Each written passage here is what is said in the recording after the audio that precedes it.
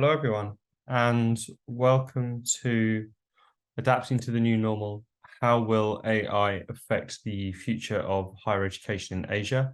This is a Times Higher Education webinar in partnership with Coursera. My name is Alistair Lawrence. I'm the head of brand and content at THE, and I will be chairing today's discussion. I'm joined by a panel of experts today who are Bipin Shivas, who is Director of Customer Success at Coursera, Mirza Karimov, who is Head of Cooperative Education at the School of Arts and Sciences at the University of Central Asia in Kyrgyzstan, Glendora Vitiu, who is Director of Academy Industry Linkages and Placement at the National University of Manila in the Philippines, and Miroz Dalanov, who is President of Nazos University in Kazakhstan. There will be an opportunity to put questions to the panel during the final 5 or 10 minutes for the hour that we have scheduled today. So please write any questions that you do have in the box in Zoom, and we will try and answer as many as we can for the end. Before our main discussion, I'd like to hand over to Bipin Shivas from Coursera, who has a short presentation about how Coursera is working with universities across the APAC region in regards to today's topic. So Bipin, over to you. Thank you, Alistair. Good morning, good afternoon, everyone, for joining us from different parts of Asia. My name is Bipin, as Alistair informed you. So today what I want to do is use this opportunity to be able to talk to some of the things that we are seeing as Coursera. Before I begin, Alistair, can you confirm that you can see my screen, just to be sure? Yeah, okay, perfect, great. So AI is, like when we say adapting to the new normal, it feels like the new normal is a every year phenomenon now, right? When COVID came in, we said that was a new normal. Now AI is the new normal. So we'll continue to be in this journey. Before I talk about AI itself, I want to kind of set the baseline for how we are seeing the world changing with respect to higher education. And firstly, I want to kind of talk about what we are seeing as these key strategic goals that leaders are thinking about. And I'd love to see reactions in the chat about if this is resonating. At the core of it, we think academic excellence continues to be the main reason for all our existence, right? How do you deliver industry-aligned curricula? How do you make sure faculty are enabled to drive strong learning outcomes? And this is really what we have been all trying to solve for years together. And now with academic excellence, what we also want to drive is true student employability and placements, especially in a world that is moving to a skills-first hiring mode. How do you kind of bring in the best of academia and industry content into the curricula itself? And as academic leaders, many of you are already thinking probably about internationalization and global reputation as a key outcome based on academic excellence and employability. And finally, of course, the reason to exist, right? How do you continue to drive enrollments and revenue growth? Now, the reason why I wanted to kind of lay this baseline is this is truly what we are all thinking about. Now, with the advent of AI, we think this is really changing the mix in terms of how we deal with each of these outcomes that we are trying to deliver. And hopefully this resonates with how you're all thinking about it. Would love to see on chat if this sort of resonates or if you have any commentary on that. All right. When we think about AI itself, right? Of course, ChatGPT came in December 1st last year. It's not too long ago. And then it's just been a significant movement that out there with more than 100 million users in 6 months. So clearly, this is not something that we can all sort of ignore and continue to move on a different path. So there's no ignoring this. So that is why we are having this conversation today. And I'm looking forward to this conversation. But one thing that we've been kind of also thinking about is that clearly with the advent of ChatGPT 4, jobs at all education levels are exposed. So going back to 2016, there was this study that was done by OECD, which said the risk of automation truly is for people with no formal education or high school diploma or no degree really. And the ones that have a master's degree or a bachelor's degree or an associate's degree are fairly, not yet as exposed to automation. With the advent of GPT-4, we think that the world has changed significantly, right? And this was based on a study that came in from University of Pennsylvania in March, which said the highest exposure to GPT-4 is really folks with some college degree or bachelor's or a master's. Truly enough, the risk of automation is not gone away, but what GPT-4 has brought in is it's really made everyone exposed to this. And clearly, we are all pretty much sailing in the same boat right now. And therefore, there's no getting away from this. And therefore, in this world, what we are saying is a lot of people will require retraining, while a lot more new opportunities will come in. What that means is for higher education institutions, it is really preparing for a different norm here. And that's really the conversation today we are having. When we have surveyed students, there's clearly, I'm sure all of you are really facing this. Many students are adopting AI and ChatGPT. So, what is an institution's outlook towards a world like this? When students are fast adopting it, as faculty, can you stay away? Or do you really encourage them? Or do you try and figure out a blended model of bringing in AI and ChatGPT into your world, right? So Sam Altman made this comment, the CEO of OpenAI, that, yeah, I would go and redesign the entire education experience. Of course, it's not at all surprising that he would say this, given that he is the biggest, he's getting the biggest benefit of this personalized. But what he talked about, personalized tutoring, interactive textbooks, all of that are very, very relevant to our conversation. And I just want to kind of go back to Bloom's two sigma problem. Many of you would have seen this in 1984 when Bloom did this experiment about how do you drive effective learning outcomes. The conventional way of teaching 1:30 is always a bell curve. And it was proven that a tutorial-based approach, a 1:1 approach, is a lot more effective than doing a standard classroom, conventional classroom. However, we've always struggled with driving 1:1 tutorial-based approach at scale. How do you do this for 60 students, 600 students? And that, to me, is the crux of AI in education, really. Can you bring in scale for delivering personalized tutorials and coaches in that sense? And that's really where I think we have a great opportunity really here to enhance the learning experience for our students. At Coursera, we've been thinking about it, and there's a lot of work that's been happening. So we are continuing to integrate ChatGPT into our experience to bring in much more personalized learning and in expert content, because one of the biggest challenges of AI is hallucination and not really verified data. So that's something that we are trying to work through. Our endeavor has been to drive three things. One, the faculty are such important stakeholders. How do you help faculty to create contextual courses using AI? That's one thing that we are kind of working on, what we call on Course Builder. We are working on students getting an AI coach to help them learn better. And then the core of many of our thinking is about assessments. How do you use AI to drive holistic assessments? These are the three big pieces that Coursera is working on to actually integrate this experience. And with the last thing, what I would love to do today is to give you a glimpse of what we've been working on with respect to Course Builder. So which is really about enabling faculty to be able to create content, create courses which are so contextualized with using their own content as well as Coursera's high quality content. It's a small video that I want to run, and I'll probably run it for about 3 minutes, and then with that, I'll hand it over back to you, Alistair. Yeah.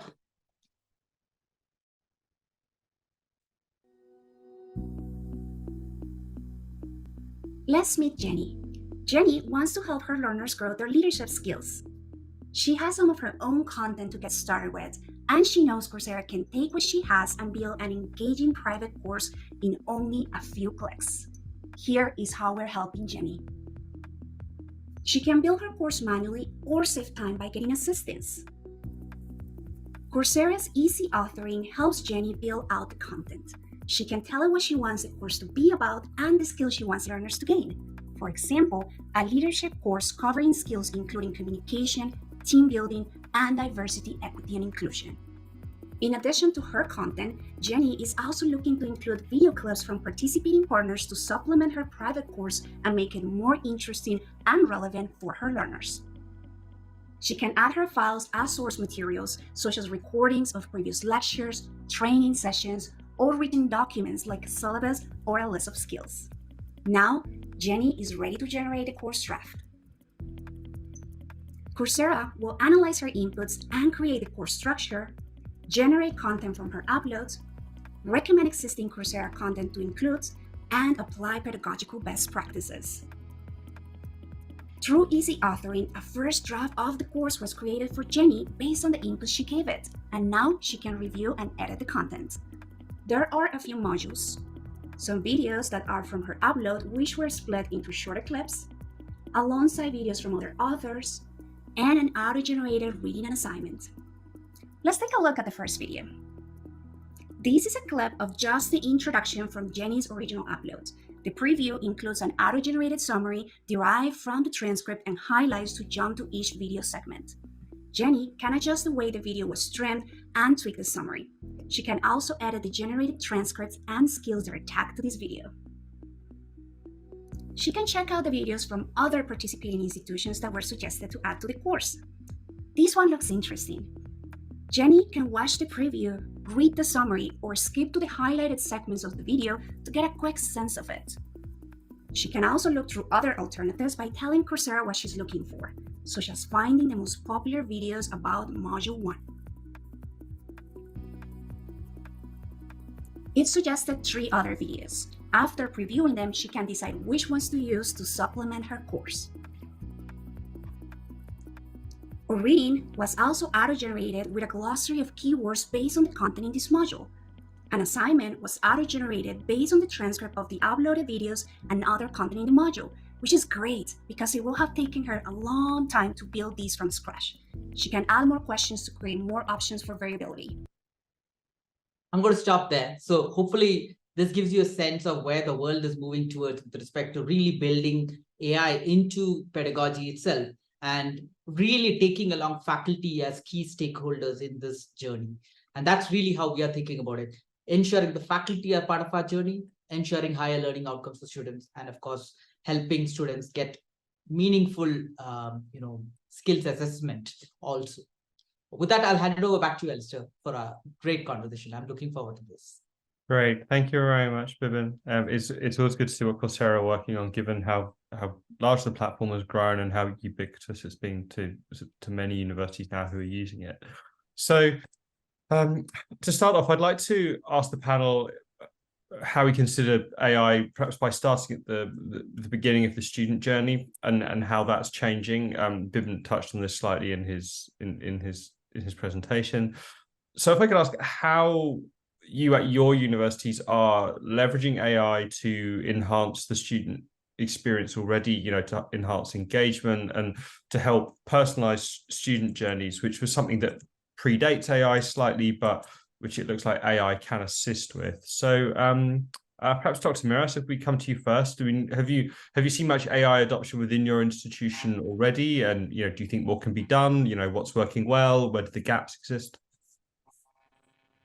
Thank you for your question. So first of all, I really support the thesis. The statement that AI, this is new reality and the new normal. In that context, of course, the students, both and the faculty member, try to adapt to ChatGPT and the AI as such, to in the learning, of course, process and in education as a whole. The one of the most important issues that everyone understands that AI in education can be on the same threat or as well an opportunity as well.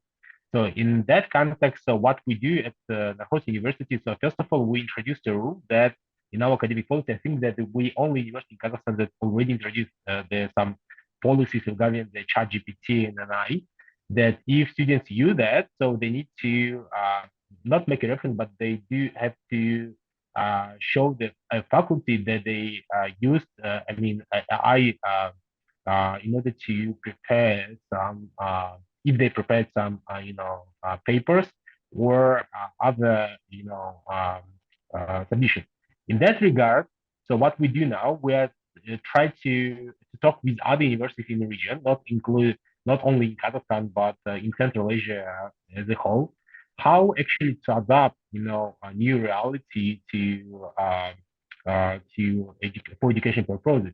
In that context, so what we already made in that context. So first of all, we have to be sure that the AI and the AI tools, they are really accessible to every student. In that regard, if university, how to say, allows to use AI tools, so we have to be sure that we provide an equitable access to tools. Second point that's very important, that we have to be sure that not only students but also faculty members, they really know how to use that. If they don't know how to use that, so it will be inefficient. So we've made an algorithm how to use that, and in what kind of training we have to provide for students and for faculty.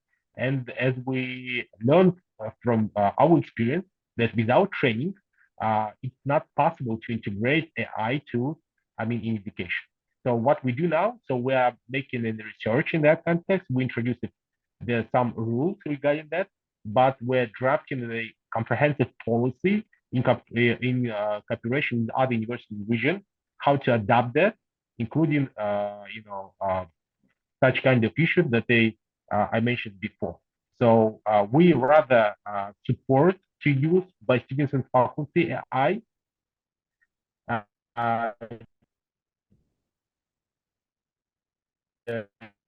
generative tools, but being compliant with academic integrity. Okay, thank you very much.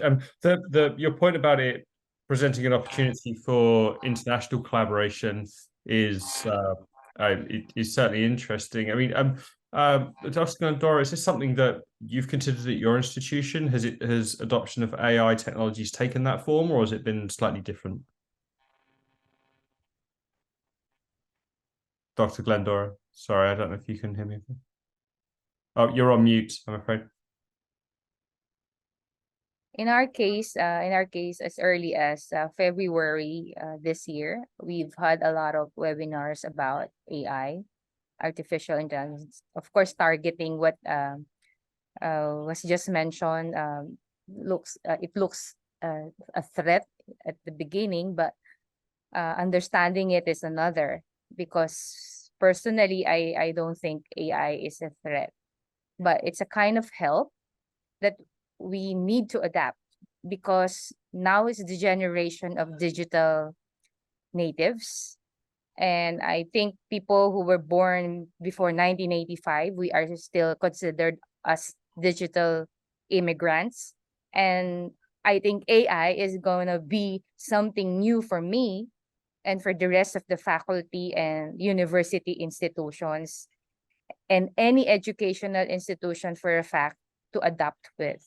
So I think in the Philippines, what we did as early as February is just but right.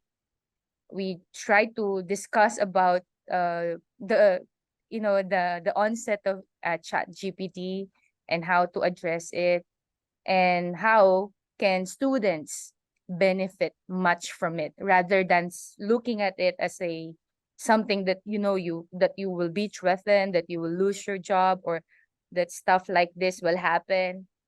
Basically, AI for me is a source of information, because that's what they are made for. And instant information that you can actually make use of in order for you to process your thoughts.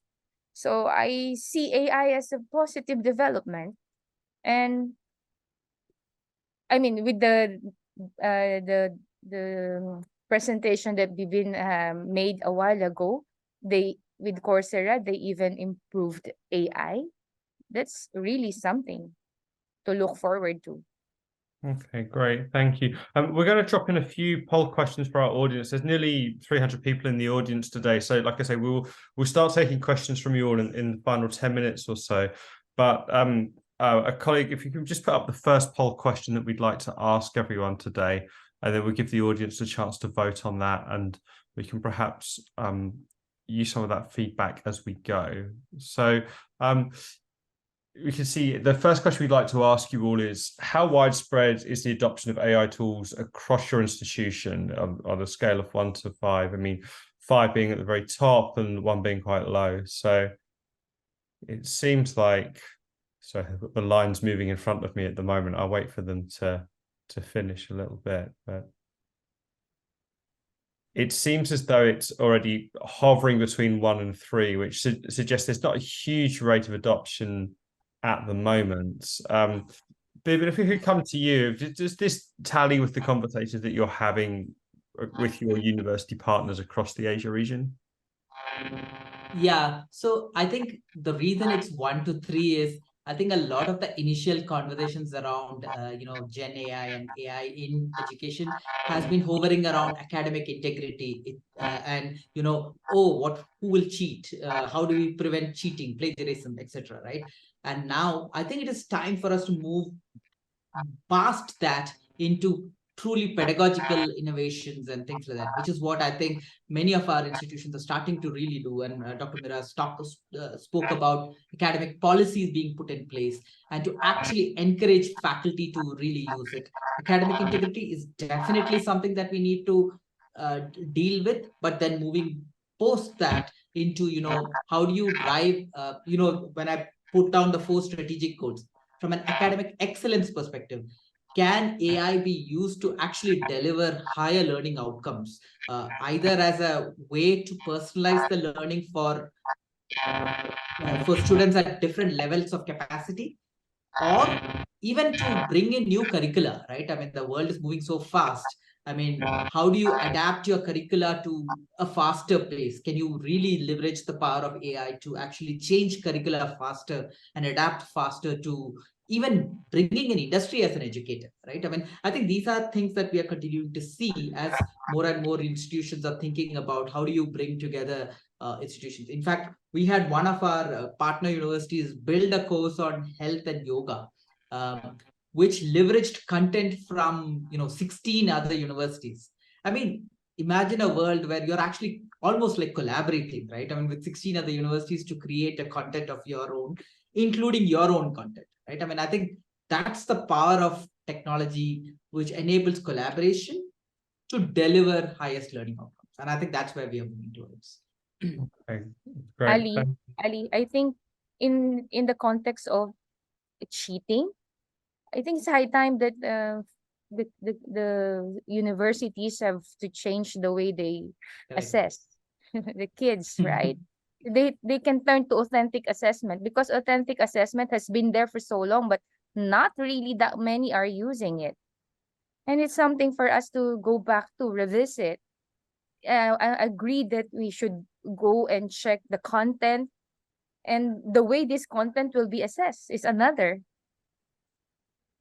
There are already lots of interesting examples of how that's changing. We'll move on to assessment shortly, but before that, I'd just like to talk a little bit more about the point about whether teaching staff are being given enough support to help modernize their curricula. Are they comfortable with these tools? Are they feeling like that they're having the time and opportunity that they need in order to achieve these things? Dr. Mirza, if we could come to you, please. Perhaps you could tell us about the University of Central Asia and how you're approaching the conversations you're having with your staff to give them opportunities, but also give them time to use these tools now. Thank you. Oh, yeah, okay. No, Please go ahead. No, Mirza, please. Thank you. Thank you. At UTA, we approached Coursera last year in the fall, and then through Singapore office, then I found out that, there is a special representative of Coursera in Kazakhstan, based in Kazakhstan, and then I invited Edward Khan to Kyrgyzstan, and he visited twice, and we had a big meeting, and we invited all universities in Kyrgyzstan, Bishkek, to UTA office. And then the first reaction, I would say that the faculty members, department chairs, they were kind of reluctant to use Coursera because, the first reaction was, oh, we're going to lose our job, and then still, we signed the agreement with Coursera, and the UCA is the only university in Kyrgyzstan who signed, and then we are starting Coursera courses this September. And currently, our faculty and the students are going through specialized tailored training by Coursera staff. But again, my colleagues also mentioned, this kind of many faculty they see as a threat, but I see this as an opportunity because, I always argue with my colleagues, in Kyrgyzstan, not only in Kyrgyzstan, maybe in other countries as well, universities, we are still in the 19th century, not even 20th century. Now we are living in the 21st century.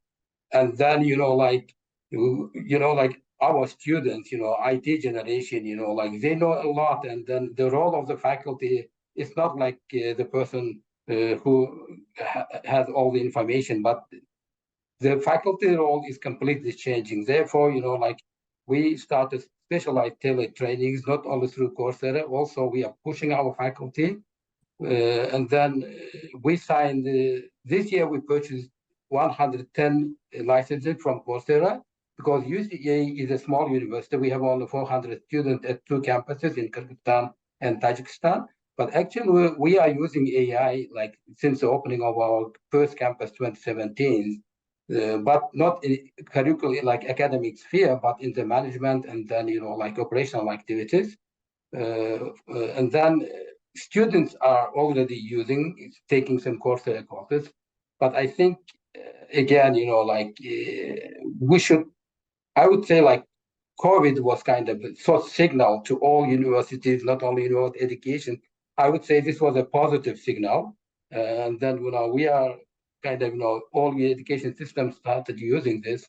And then in Central Asia region, our partner universities in Kazakhstan, they are ahead of us, because I know that maybe Miras, you can just approve or not approve it, because in my information, Minister of Education in Kazakhstan, they are pushing, and all universities to purchase Coursera licensing, and then I think they've already purchased more than 1,000, I don't know, like 2,000 Coursera licensing all universities in Kazakhstan. Now, this is the era of IT, and then, this is an opportunity as an educator, if we want to do business and to keep this business in the right way, we shouldn't be afraid of using AI and the Coursera and the ChatGPT, but we should use it and we should encourage our students, we should encourage our faculty, but in this case, they need specialized trainings, the students, faculty, and the university staff.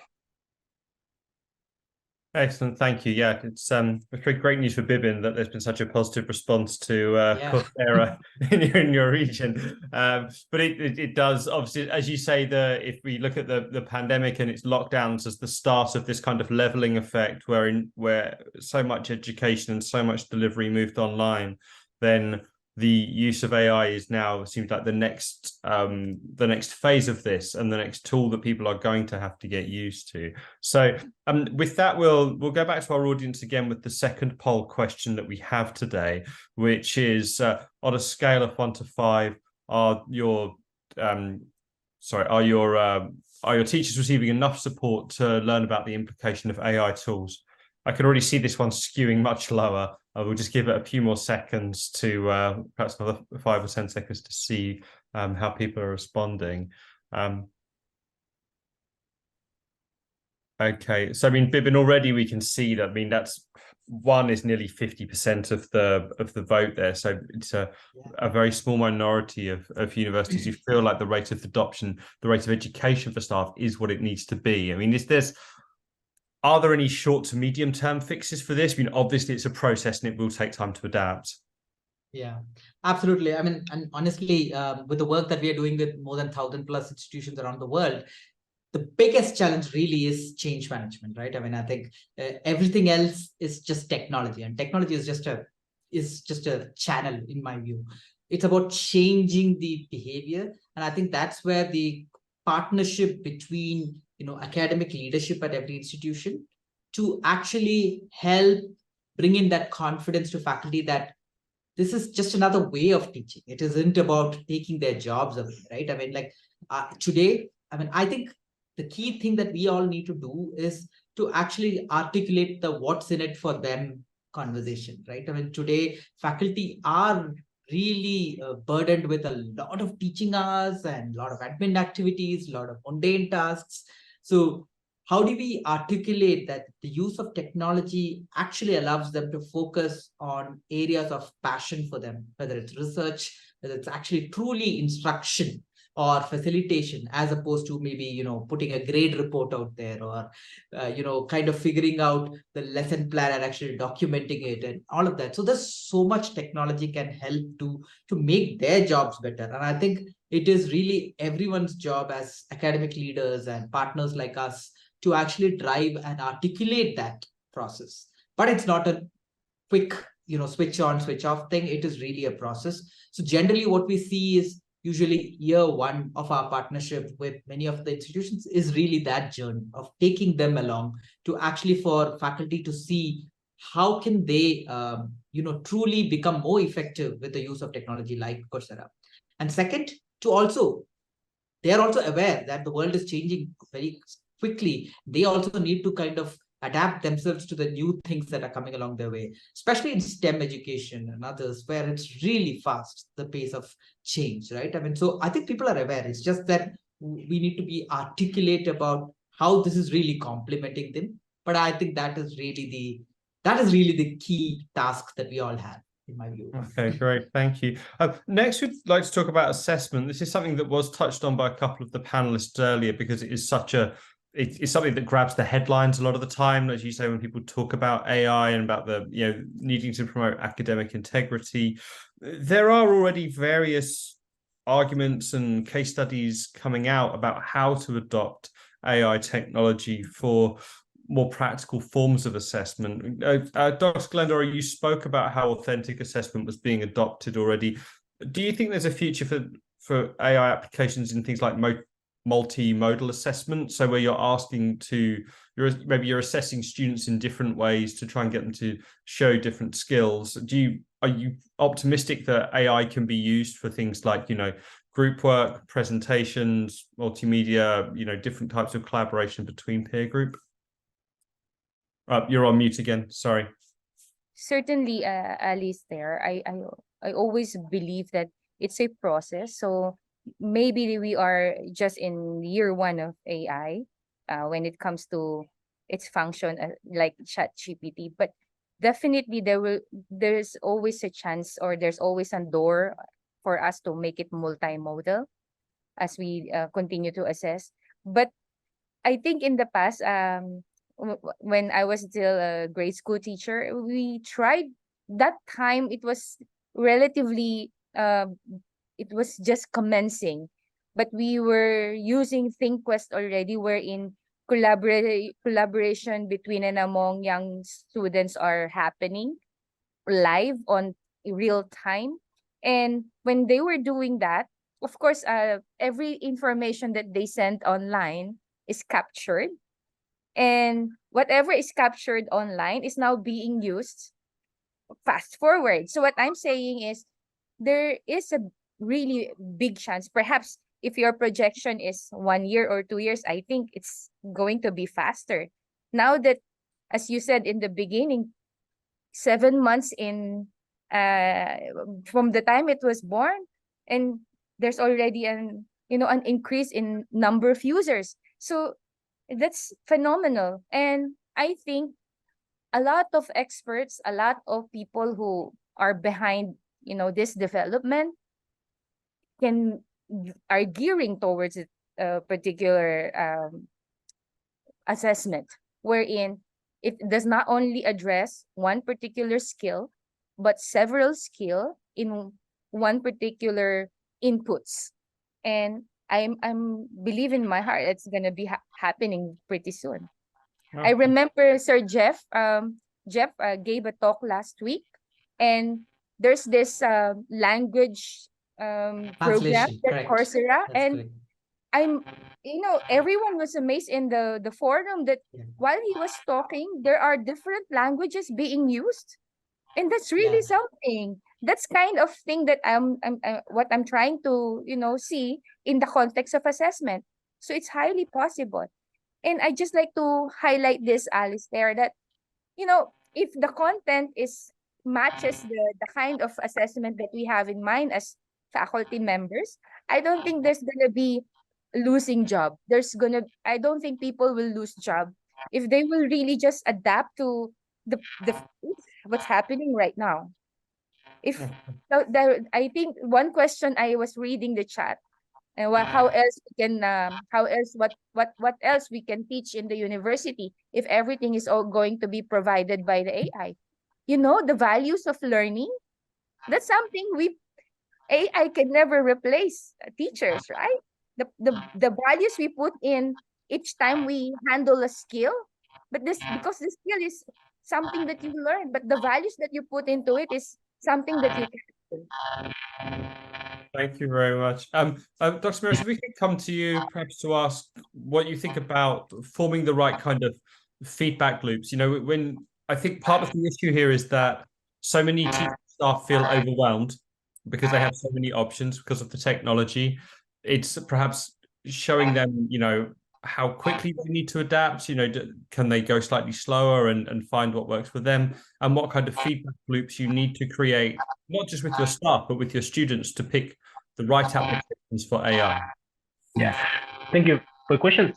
First of all, so we have to understand that the AI can be used not only by students but also by faculty in assessment.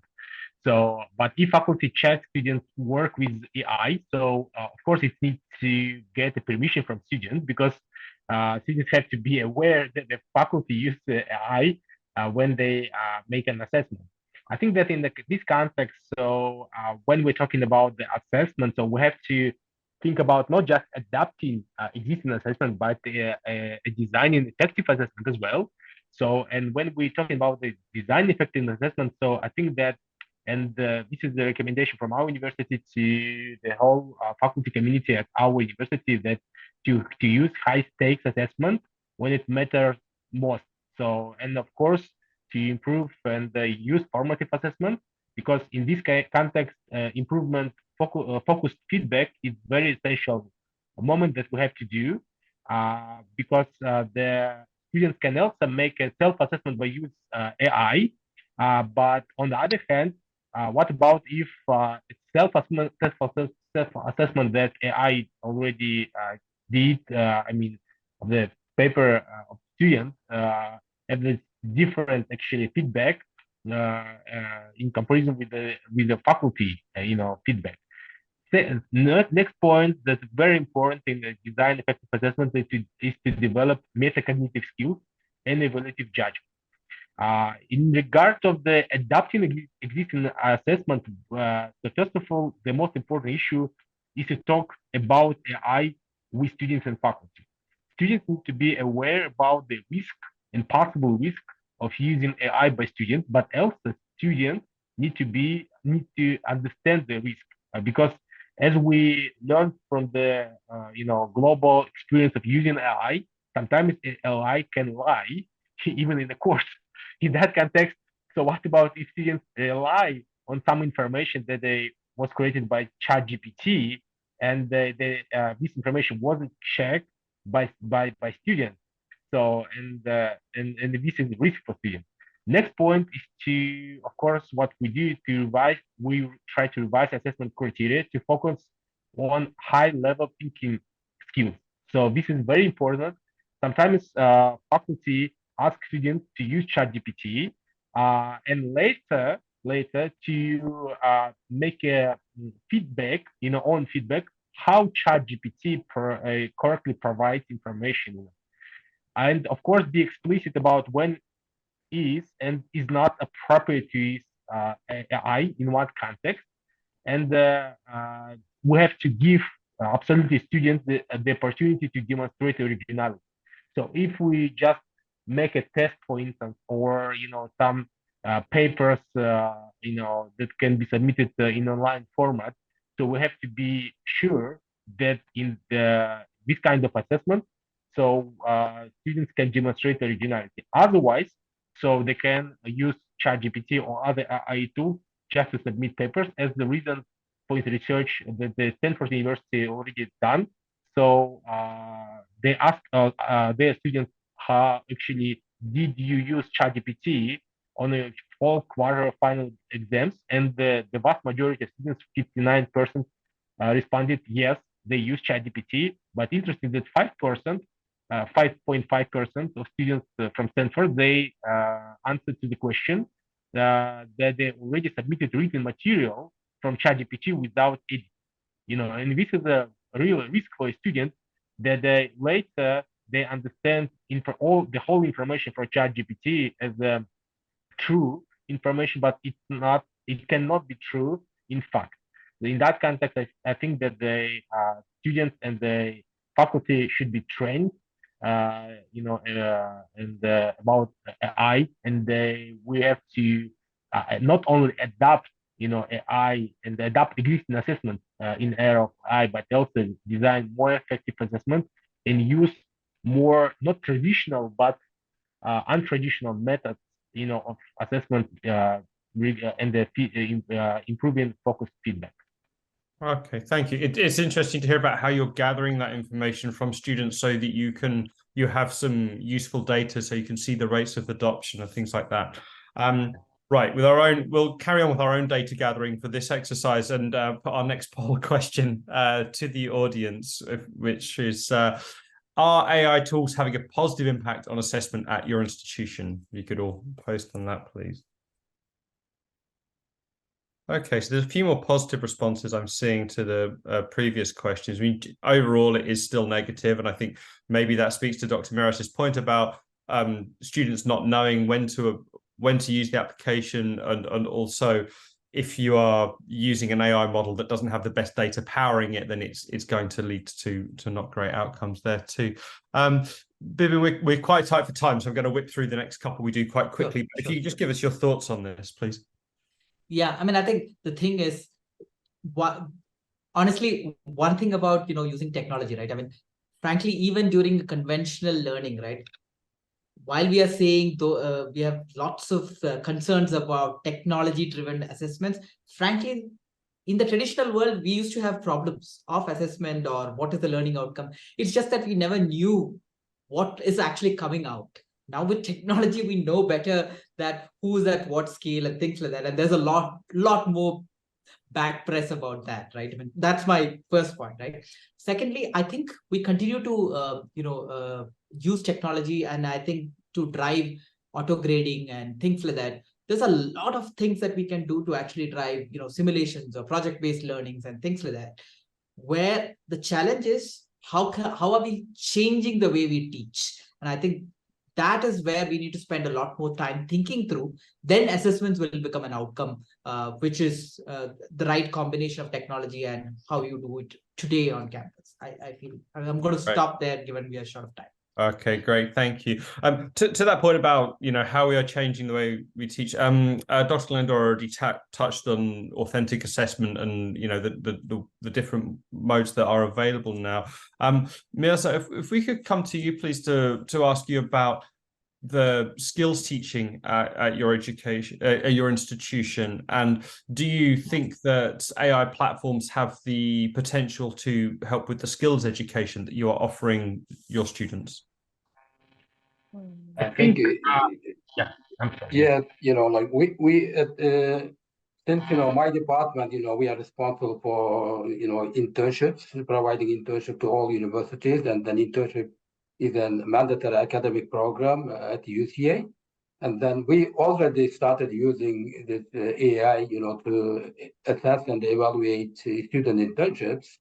And there was some cases, like we found out, my team found out that they were using ChatGPT for this, but at the same time, and they were not mentioning about they are using ChatGPT, and then it was kind of plagiarism, et cetera. And then now, as I said, we already started using AI and evaluation during internship programs. And now the problem is here related to cheating. And then we are developing now new academic ethics on how to use AI and ChatGPT. And then this academic ethics will be approved by the Board of Trustees, and then it will be reached on the website of the university. And then before starting internship or in academic programs, every student will be asked to sign this academic ethics, and then faculty members as well. And then, in this way, we encourage our students to use ChatGPT and the AI. But in this case, they should mention, and then, anyway, we are double checking. We have a special tailored trainings for our faculty and the staff, how to identify when the students or faculty members staff using ChatGPT or AI tools, but they never mention or they overuse it. Then this is from the ethical point, they might have some academic punishment, including dismissing from the university as well. So we are developing this academic ethics, and then we will sign it by the end of this year, and then we will announce officially, like this academic ethics, they should use it. And then I think, ChatGPT and the AI is really an excellent tool in teaching and also in evaluating, and then also in doing assessment for students and the faculty, even staff work, like.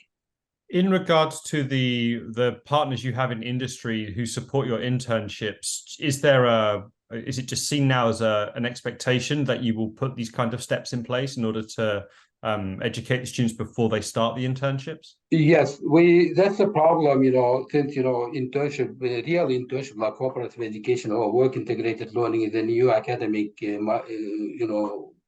in this country.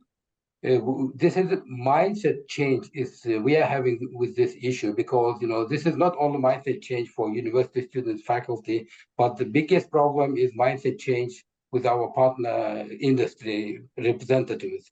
Because when we ask to provide final evaluation online and in 3 languages, Kyrgyz, Russian, or English, based on the language of our partner institution or organization, they don't know how to use it, and then they say, "Oh, it's better to do just over the phone or over the Skype." But now we are providing, training to our industry partners as well. Like this is kind of, now we are facing this difficulty now, because not all our partner organizations, institutions, they use technology in a proper way.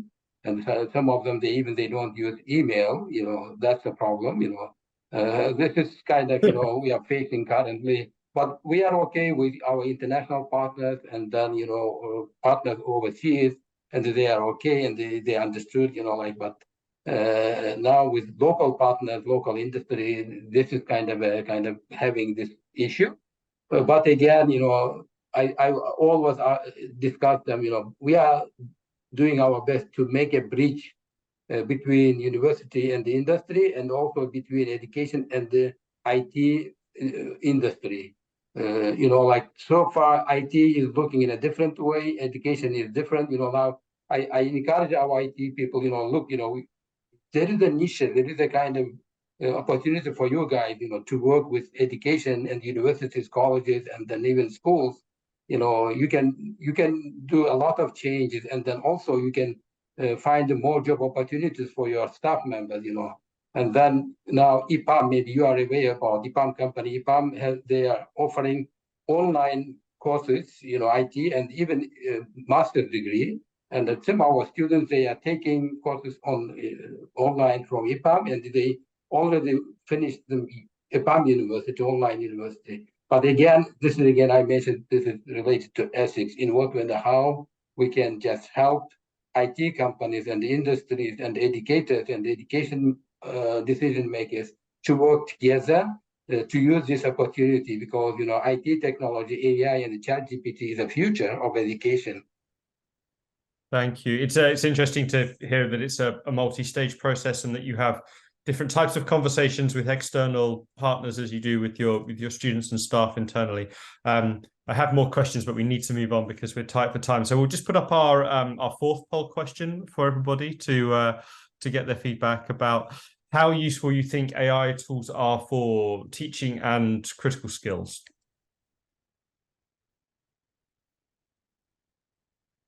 Okay, so this is skewing much more positive than the previous results. Bibin, do you think this is perhaps because of the specificity that AI can deliver and the sort of custom building you were talking about in your presentation?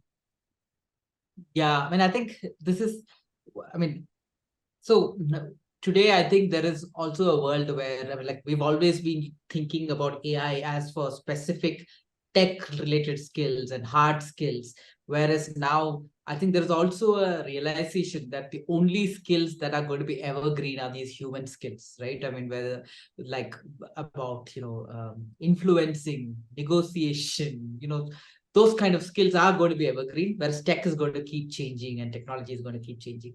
I think our next frontier really is, while we know that AI can work very well for those specific hard skills, how do you leverage technology to drive, advances in these softer skills, right? I mean, like we have a course on Coursera called The Art of the Job Interview, right? I mean, which is about helping students prepare for an interview. And it's about using AI tools to kind of, recommend to the student, hey, how's your body language? How's your voice modulation? Right? These are the kind of things about, softer skills in that sense. And I think that's when truly we start kind of building out a good spectrum of skills that we can truly influence. And that's where I feel the next frontier will come in. I do think, though, the soft skills or the human skills, as we call it, that's where a university's role becomes even bigger. I mean, Dr. Glendora mentioned that, right? I mean, faculty as mentors and things like that to drive those social skills, those human skills, so that their all-rounded personalities are developed, and they have the habit of learning by themselves, the self-learning by themselves. If you put in those basic foundational skills, then they are set up for the future. Today it's Python, tomorrow it's something else, today it's cloud, today it's ChatGPT, but tomorrow can be anything else. But that's where I think we need to prepare our students for as we go along. Okay.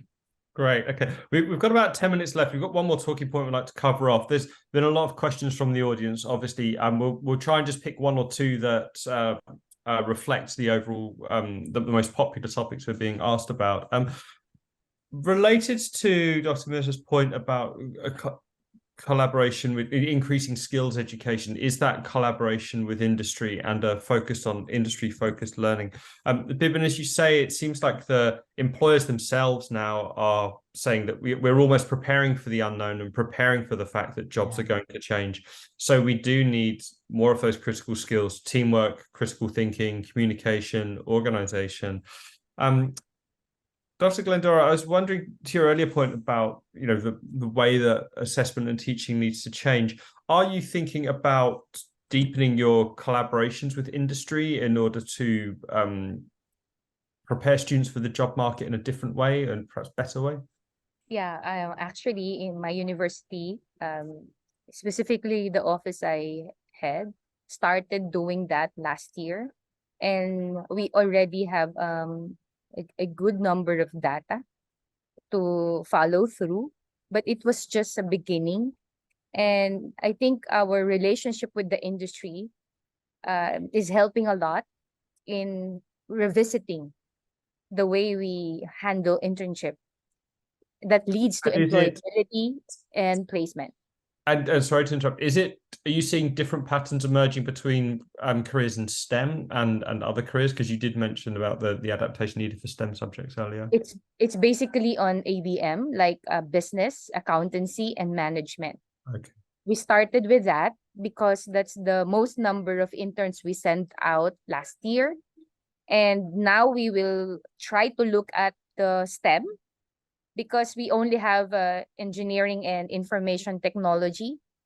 We don't have the pure mathematics, okay, in STEM at the moment, but maybe soon. But this year we will be looking at the STEM. So hopefully we will try to see the data. We will have to study the data that we got from the first year, and then the data we would be getting this year. So it's by phase. Okay, so you very much started with where you have the most engagement with your student body and where you can serve the greatest number of students most quickly, Yes. and you will move into Yes, other. because we are always looking at our adage, our aphorism, or our motto, which is education that works. And that's a big responsibility on my shoulder. How do we know that really our education is working like that? Well, hopefully this provides you with some more data and some more tools to help. We're very tight for time, so we'll cue the final poll question now, which is about this, and we'll just get the final taste. So thank you all for participating in all of these that we've been putting up. It's about, do you agree that the adoption of AI tools can help strengthen universities' links with industry? Definitely. Again, this is something, yeah, people are generally skewing more positive on this, and they seem to be optimistic, even if, as you say, they're in the early stages of this process. But I think it's worth mentioning at this point that, Coursera's original platform, or its grandest platform, is Coursera for Business, and that Coursera for Campus was a younger initiative. So you've always been a company that's had a foot in both worlds. Do you see a kind of an appetite and an ongoing loop that's going to sort of strengthen and speed up over time between industry and education? Absolutely, absolutely. In fact, I think one of the new phrases that we continue to hear about and are talking about is the role of industry as an educator, right? I mean, today it is not about, I mean, I've been in these multiple debates about, hey, universities should be focusing on only concepts and not tools, whereas industry is all about, do you know the specific tool that you can use, etc. I think those words are converging, right? So where the industry, the universities will build the foundational skills, but also bringing in the right industry content into the curricula such that the students are prepared for their careers. And which is why I know in Asia, for example, industry micro credentials are truly becoming the norm, where you are able to actually bring in enough of industry content for a student to actually get into a role which is and prepare them for a specific role when they graduate, right? So, which is why Coursera has been working on things like a career academy, where we have mapped out about 30, 35 roles. And we said, these are the skills required for each of these roles. And these are the industry micro credentials that will help you prepare for those roles. What we are now seeing is universities are now adopting these industry micro credentials into their curricular framework, right? Where whether you are calling it as specializations or whether you're calling it as electives, or different universities adopt different academic models to integrate industry content into it. And I think that's truly the world of convergence that we are seeing, where it's no longer industry and universities as parallel tracks, especially with outcome-based education. All of this is really converging, in my view. Okay. And I think our partners, industry partners, are very, very key to working with higher education institutions, whether it's Google or Amazon or IBM. They are continuing to create content for different topics, including AI.